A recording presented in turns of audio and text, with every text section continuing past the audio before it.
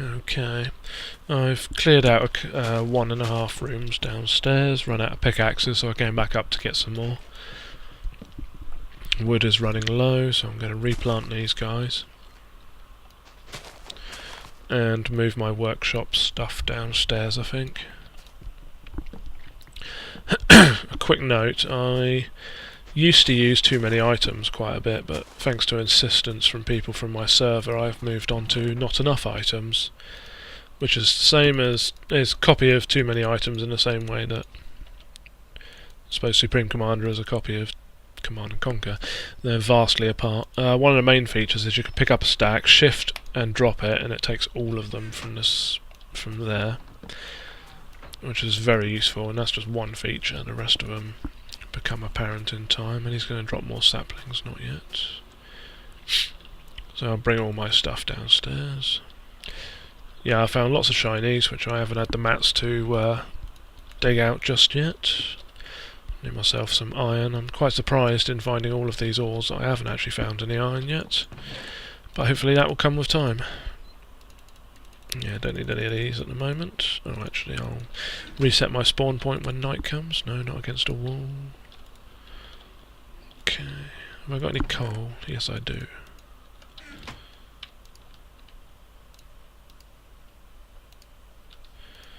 There we go. Brighten up the place. Lovely jubbly. Then I can continue the corridor, go back to mining out the mine room, because that's what this room will be. Yeah, you don't want to watch this. The mine room doesn't actually need to be that big, now that I think about it, so that'll do. That'll do for where I'll put the mine. Let's go dump these mats. Oh, quick note, that is a gem from Red Power. They are apparently they can dig as good as diamond. You can make any tool out of them like you would with diamonds or iron or anything like that. Apparently they can dig as good as diamond but don't last as long. Personally, I found they don't actually dig obsidian, which is the main reason I'd want them over iron or stone. But they also are very useful for equivalent exchange, because they are quite high value in EMC, which I'll explain later. Need to make sure the torches all go down the same wall, otherwise I won't be able to put the scaffolding up. Now I'm going to make sure I can find myself some iron. I was kind of hoping not to run into lots and lots of gravel.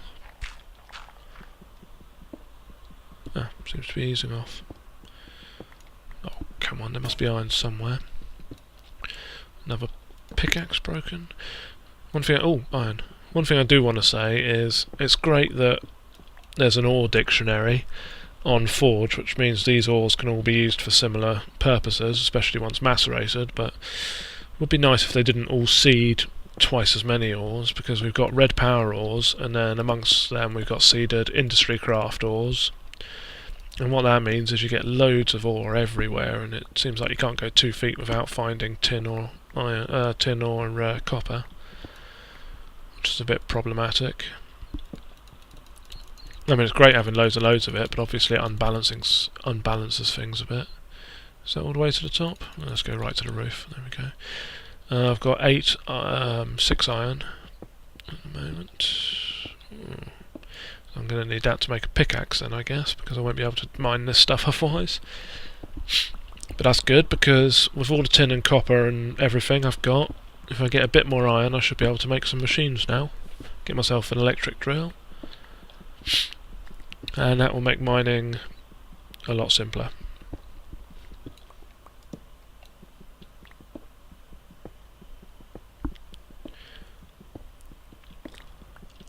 Should only ever need 1 iron pickaxe, because once you've got that you can get enough iron to make yourself some proper tools. Hopefully. Hop.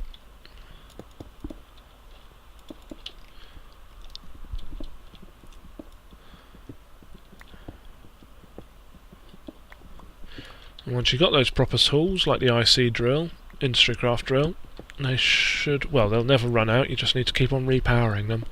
Now, one thing I found in my last single-player map, which I find may help quite a lot here, is what I used to do on these maps was I'd have my base quite near the surface so that I could pipe down excuse me, so I could pipe down solar panels.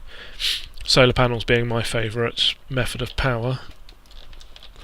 But that becomes unpractical below level oh, I need the stone, don't I? Below level 30 or something, because one thing about tin cabling, which is what you'd have to use to go down that far, is that it can't actually... it loses 1 EU every 40 blocks, and solar panels only give out 1 EU. So you'd have to convert it, you'd have to go 40 blocks down, pipe it into a bat box, and then use the bat box to pipe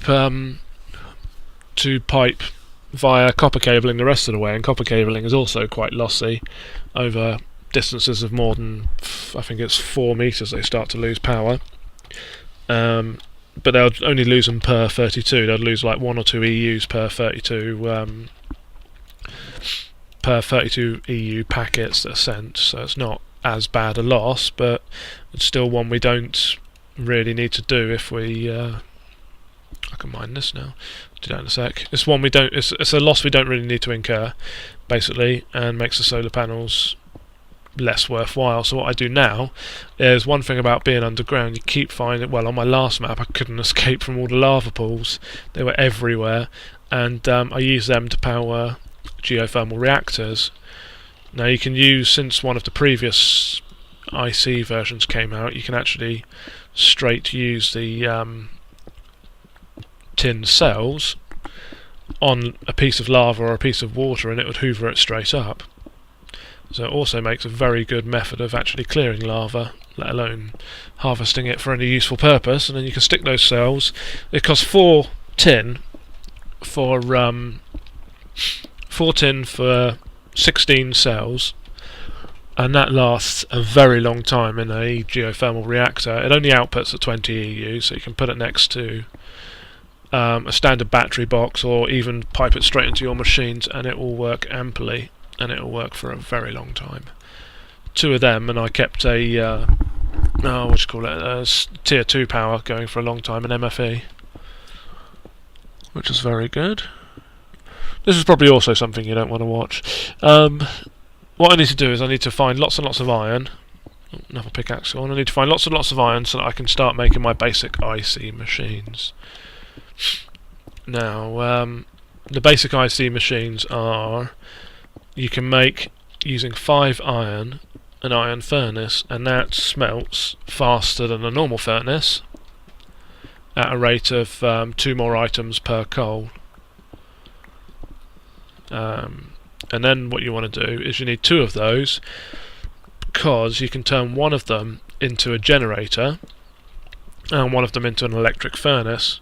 Now, an electric furnace, using the same amount of coal, well, how to explain? Okay, coal gets converted. You put the coal in the generator, and it will get converted into, I think it's 4,000 energy EUs, and that gets output to the machines around it or piped to it.